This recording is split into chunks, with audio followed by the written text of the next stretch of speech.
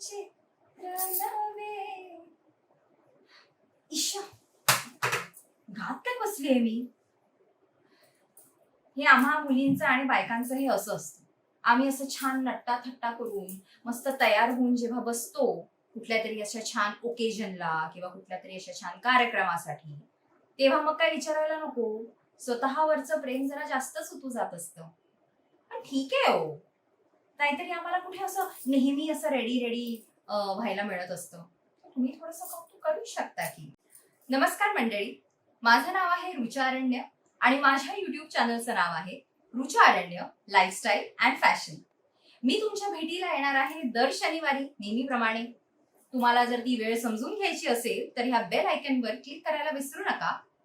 आणि आजचा हा जो व्हिडिओ आहे महाराष्ट्रीयन लुक, त्या व्हिडिओ संबंधित तुम्हाला जर पूर्ण माहिती हवी असेल, तुम्हाला जर सगळे टिप्स अँड ट्रिक्स समजून घ्यायचे असतील तर तुम्हाला हा व्हिडिओ पूर्ण पाहावा लागेल. आणि हे असेच सगळे व्हिडिओ तुम्हाला जर माझे आवडत असतील तर तुम्ही माझ्या या युट्यूब चॅनलला लाईक करा, शेअर करा आणि सबस्क्राईब नक्की करा. नाकावर राग नव्हे तर नथ असावी असं म्हणतात. खरं आहे ना? नथ असली की तुमचा कम्प्लीट महाराष्ट्रीयन लुक, इनफॅक्ट तुम्ही एकदम असे उठून महाराष्ट्रीयन असे तुम्ही असे दिसताच. तुमची नथ ही एकुलती एक अशी एक आयडेंटिटी आहे एका महाराष्ट्रीयन बाईची किंवा मुलीची. कारण नथ हा एक दागिना आहे जो फक्त मराठी लोकांमध्येच तो घातला जातो. दुसरं म्हणजे नथीमध्ये इतके वेगवेगळे प्रकार असतात. आता जी मी नथ तुम्ही बघितली आहे ती ही जड पुणेरी नथ घातली आहे, मोत्यांची अशी छान भरीव मोठ्या मोत्यांची आणि अशी मोठी नथ आहे ही. पूर्वीच्या काळी जर तुम्ही बघितलं तर नाक हे लहानपणीच मुलीचं टोचलं जायचं आणि त्याच्यानंतर चमकी घाला आणि त्याच्यानंतर नथी वेगवेगळ्या प्रकारच्या घाला. लग्नानंतर तर वेगवेगळ्या सणावारांना खूप साऱ्या वेगवेगळ्या प्रकारच्या नथी घालायच्या. त्यातल्या त्यात तारेची नथ ही खूपच फेमस असायची कारण तुमचं नाक टोचलेलं असायचं. बरं, तुमचं नाक टोचलेलं जरी नसलं तरी चापेच्या नथींमध्ये सुद्धा भरपूर व्हरायटी आहे. इनफॅक्ट नथीमध्येच खूप व्हरायटी आहे. आता जसं मी तुम्हाला म्हटलं की मी जड पुणेरी नथ घातलेली आहे, तर त्याच्यामध्ये बानू नथ, कारवारी नथ, ब्राह्मणी मोती नथ, पाचू नथ, हिऱ्यांची नथ, अशा वेगवेगळ्या प्रकारच्या नथी आहेत. माझ्याकडे एकदा ते सगळं कलेक्शन झालं की मी परत एकदा स्पेसिफिकली नथींवरती एक वेगळा व्हिडिओ करीन. पण मी अजून एक वेगळ्या प्रकारची नथ एका वेगळ्या लुकमध्ये सुद्धा घातलेली आहे आज. हा जर तुम्ही माझा लुक बघितला तर ह्याच्यामध्ये मी जी नथ घातली आहे ती ऍक्च्युली ती माझ्या आजी सासूबाईंची आहे.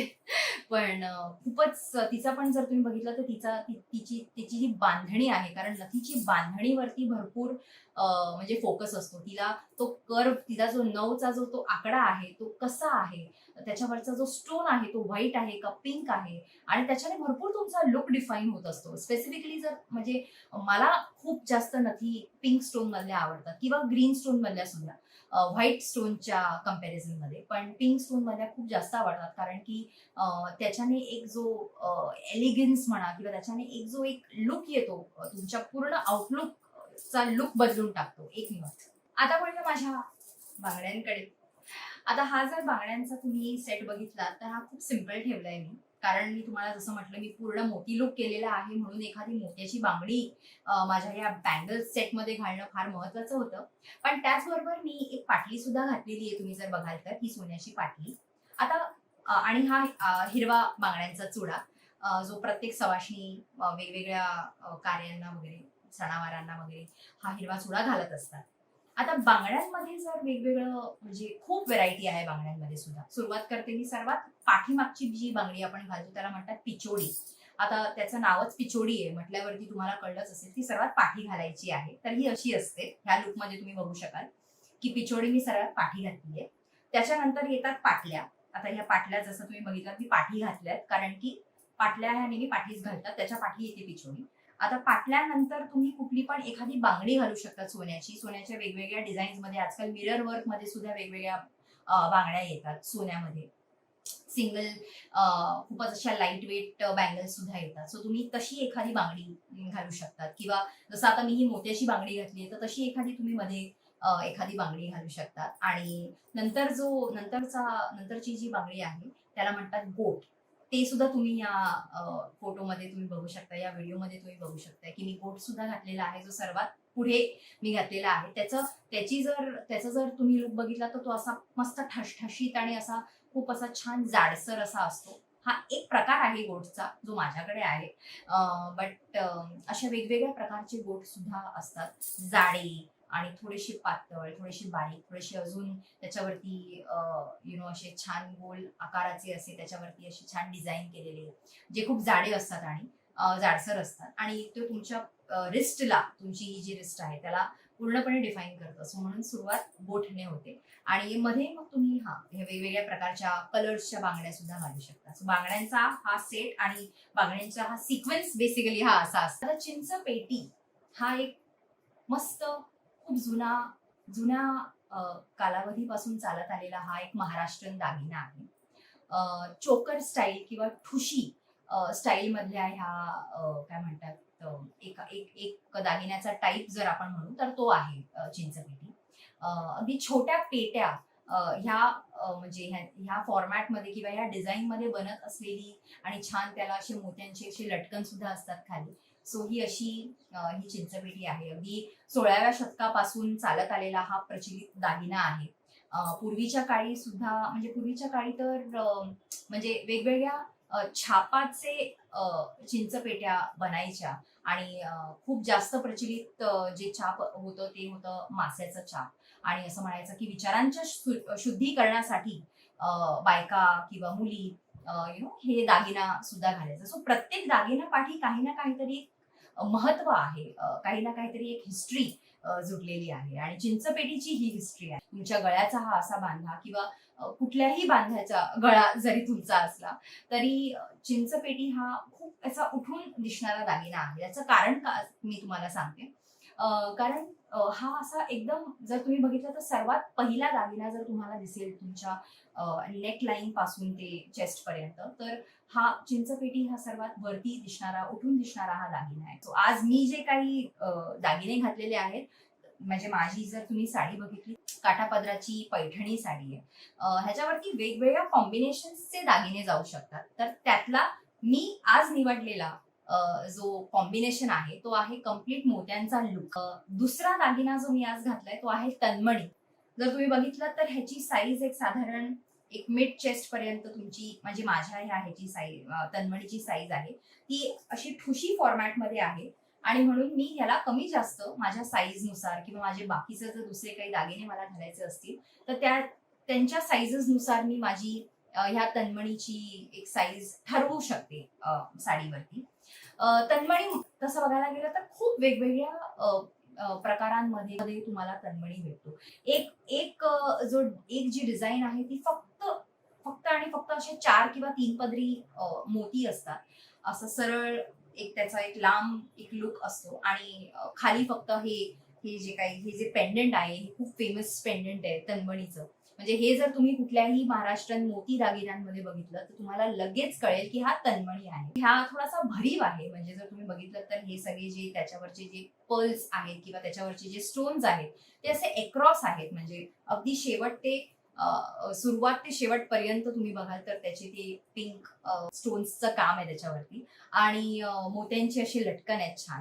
सो कधी तुम्ही फक्त जर अशी एखादी अशी जरीची जरी साडी नेसली आणि फक्त हा तन्मणी जरी घालायचा म्हटला तरीही तो खूप छान दिसतो. कारण की हा म्हणजे स्पेसिफिकली हा जो तन्मणी आहे तर हा तुमच्या लुकला असा कम्प्लीट करतो. कारण की तो ऑलरेडी खूप हेवी लुक देतोय. म्हणून तुम्हाला नॉट नेसेसरी दुसरा कुठलाही दागिना पण घालायची गरज नाहीये.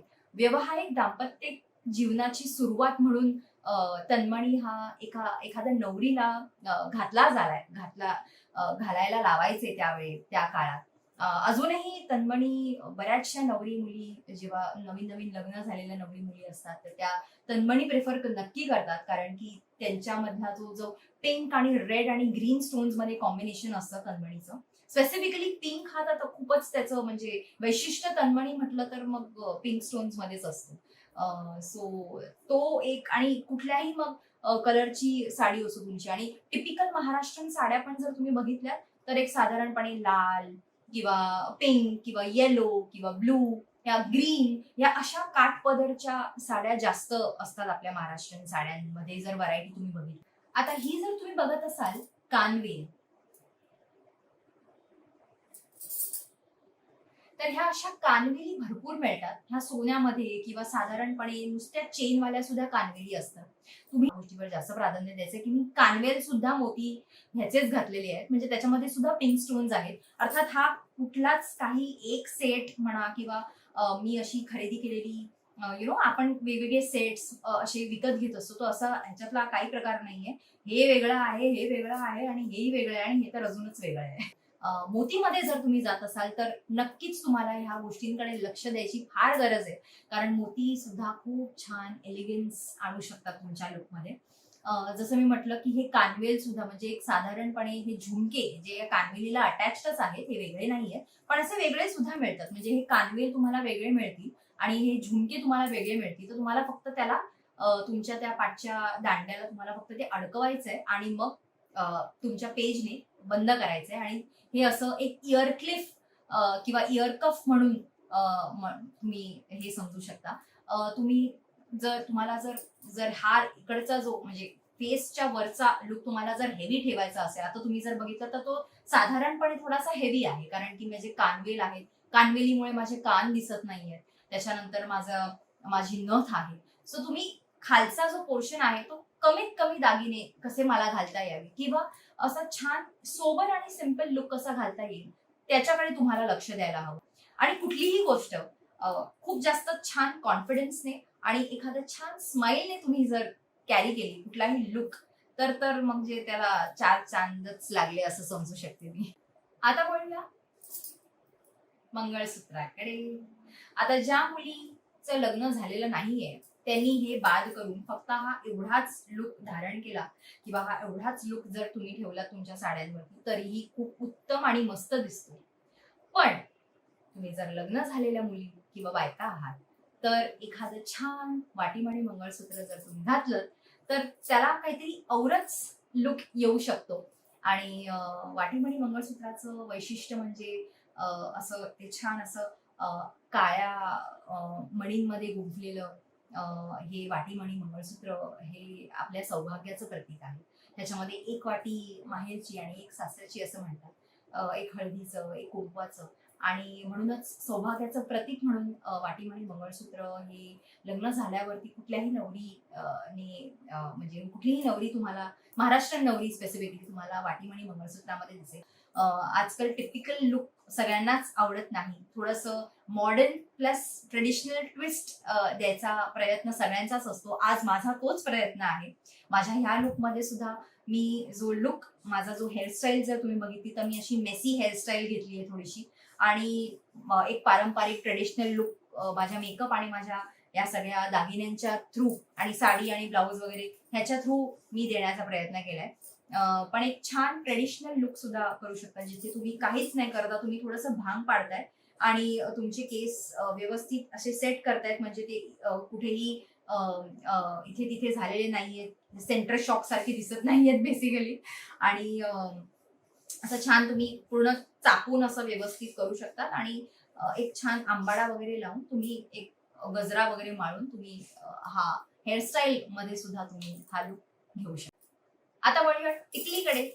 तर आज जी मी टिकली लावली आहे ती चंद्रकोर आहे, कारण मी जसं तुम्हाला म्हटलं एक कम्प्लीट महाराष्ट्रीयन लुक जर तुम्हाला घ्यायचा असेल तर चंद्रकोर जर तुम्ही लावली आहे टिकली तर तो एक मस्त म्हणजे असा मस्त लुक देतो. तो एकदम महाराष्ट्रीयन बाई अशी छान ठसठसून ती चंद्रकोर इतकी गोड वाटत असते, जणू तुमची चंद्रकोरच अशी म्हणजे अशी एकदम लाजून आणि अशी नाजूकपणे हसते असं वाटत असतं. पण व्यतिरिक्त सुद्धा असे खूप काही वेगवेगळ्या टिकल्यांचे प्रकार आहेत. छोटी तुम्ही एखादी टिकली लावू शकता.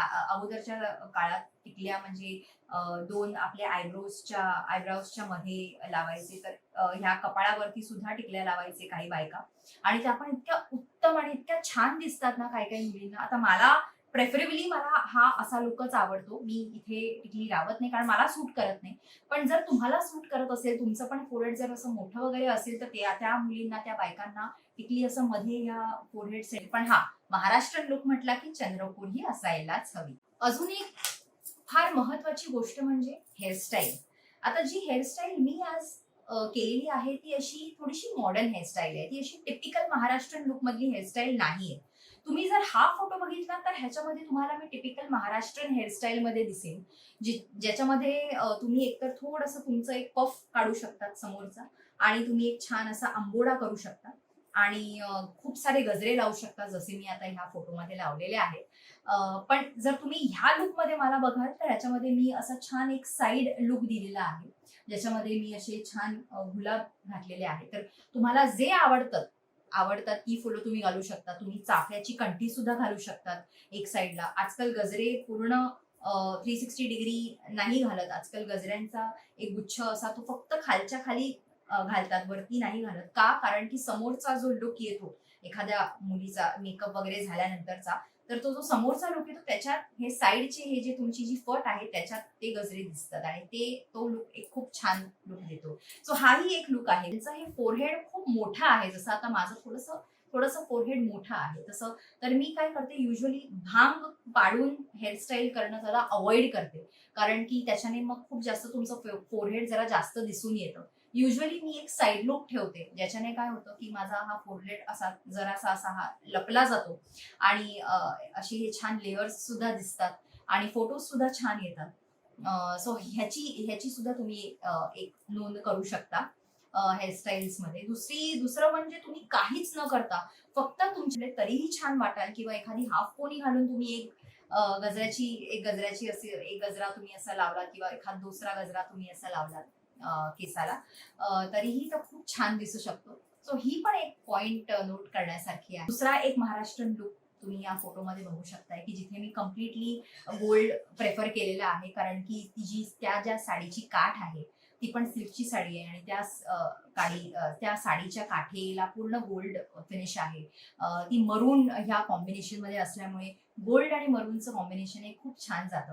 अर्थात जे दागिने मी आता घातले ते मी त्या साडीवर सुद्धा घालू शकते, पण तुम्हाला कुठेतरी ते कॉम्बिनेशन लक्षात ठेवायला हवं. तुम्हाला थोडंसं मिक्स अँड मॅच करायला जमायला हवं की जर तुम्ही एखादी चिंचपेटी घातली, म्हणजे जसं की आता ही मोत्याची ही जी चिंचपेटी मी घातली आहे, तसंच त्याच्याबरोबर तुम्हाला जर एखादी बोर माळ घालायची किंवा एखादं काय म्हणतात बकुळीचा हार घालायचा असेल किंवा लक्ष्मीहार घालायचा असेल तर तोही तुम्ही घालू शकता. असं काही नाहीये. फक्त तुम्हाला ते जे एक सिक्वेन्स आहे किंवा तो जो एक फ्लो आहे दागिन्यांचा तो तुम्हाला समजून घ्यायला हवा. ओव्हरलॅप होता कामा नये दागिन्यांची. कारण काय होतं की बऱ्याच वेळेस असं होतं की तुम्ही खूप सारे दागिने घालतात. काही बायकांना आणि मुलींना दागिने घालायला भरपूर आवडतं. आय मीन कमेंडेबल आहे ती गोष्ट, मलाही भरपूर आवडतात. पण ते दागिने दिसायला हवे जे तुम्ही घातलेत ते एकमेकांवरती असे ते जर ओव्हरलॅप झाले तर मग म्हणजे ते दागिने घालण्याचा काही फायदाच नाहीये, कारण की ते छान दिसतच नाहीयेत ना, तुमचे छान व्हिडिओज येत आहेत ना, छान फोटो येत आहेत. आणि म्हणून त्यांची जी एक काय म्हणतात ती जी मांडणी आहे किंवा तो जो एक फ्लो आहे दागिन्यांचा, स्पेसिफिकली गळ्यात घालणाऱ्या दागिन्यांचा, त्याबद्दल तुम्हाला म्हणजे समजणं इम्पॉर्टंट आहे. दुसरी गोष्ट म्हणजे जर तुम्ही खूप जास्त हेवी इयरिंग्स घालत असाल तर प्रेफरेबली गळ्यामध्ये थोडंसं एक काय म्हणतात 2 किंवा 3 मॅक्स टू मॅक्स दागिने जर तुम्ही घातले तर उत्तम. 2 घातले तर उत्तम, कारण की तो तुमचा जो लुक आहे तो असा वरती थोडासा हेवी आणि खाली हलकासा लाईट, हा अशा कॉम्बिनेशन मध्ये वर्कआउट होतो. तुम्ही जर खूप जास्त वरती सुद्धा हेवी घातलाय, मेकअप पण तुमचा असा लाऊड आहे, हेअरस्टाईल पण अशी भरपूर काय काय आहे, बांगड्या पण घातल्यात, म्हणजे असं वाटेल की म्हणजे तुम्ही जर एखाद्या लग्नाला जात असाल तर नवरी मुलगी ती नाही तुम्हीच वाटणार, असंच वाटेल. आणि तसं नाही वाटलं पाहिजे आणि तरी सगळ्यांची नजर तुमच्याकडे वळली पाहिजे, म्हणजे असं पलट झालं पाहिजे. आणि त्यासाठी तुम्हाला ह्या सगळ्या गोष्टींची थोडीशी काय म्हणतात जानकारी असणं फार महत्वाचं आहे. आज मी काय वेगवेगळे महाराष्ट्रीयन दागिने घातले आहेत आणि त्याच्या पाठची थोडीशी माहिती. कारण काय झालं माहितीये, आपल्या मराठी लोकांचं किंवा आपल्या महाराष्ट्रीयन फॅमिलीजचं म्हणा, आपल्याला खूप काही गोष्टी मस्त एन्जॉय करायच्या असतात आणि खूप असं छान दिसायचं असतं महाराष्ट्रीयन लुकमध्ये. पण त्याच्या पाठचं सिग्निफिकन्स काय आहे म्हणा, किंवा कुठली गोष्ट कशावर छान दिसू शकते, थोडाफार हे जे काही कॉम्बिनेशन्स आहेत हे जर आपण जाणून घेतले, तर मला असं वाटतं की अगदी कमी वेळात तुम्ही असं पटकन एक छान महाराष्ट्रीयन लुक घेऊ शकता. म्हणजे महाराष्ट्रीयन लुक करून तुम्ही बाहेर कुठेही जाऊ शकता. आजच्या महाराष्ट्रीयन लुकमध्ये एवढंच. बाकी मला नक्की सांगायचंय तुम्हाला हा व्हिडिओ कसा आवडलाय. मला सुद्धा तुमच्याकडून भरपूर भरपूर शिकायला आवडेल, कारण मी हे सगळं माझ्या स्वतःच्या एक्सपिरियन्स मधून तुमच्याकडे हे सगळं शेअर करते. मी सुद्धा असंच इथे तिथे बरेचसे ऍक्ट्रेसेसना फॉलो करते आणि ते कसं राहतात, ते काय घालतात, त्यांच्यावर काय सूट करतं, बरं आपण ट्राय करून बघूया आपल्यावर सूट करतं का. हे असे बरेचसे एक्सपेरिमेंट्स मी सुद्धा करत असते आणि त्यावरून माझा एक एक ठाम मत मी मी मी मांडते इथे, की अच्छा मला ही गोष्ट फार जास्त सूट करते किंवा ही सूट नाही करत. तर त्या हिशोबाने तुम्ही सुद्धा मला सांगू शकतात की असे वेगवेगळे असे अजून काय काय स्टाईल्स आहेत ज्याच्याबद्दल मी व्हिडिओज केले पाहिजेत आणि मी सुद्धा तसे स्टाईल्स एक्सपेरिमेंट आणि एक्सप्लोर केले पाहिजेत आणि तुमच्यापर्यंत असे वेगवेगळे लुक्स मी अजून नक्की घेऊन येत राहीन. सो माझ्या ह्या व्हिडिओजना चांगला प्रतिसाद द्या आणि मी तुम्हाला परत एकदा पुन्हा लवकरच भेटीन पुढच्या शनिवारी. तोपर्यंत बाय बाय, टेक केअर.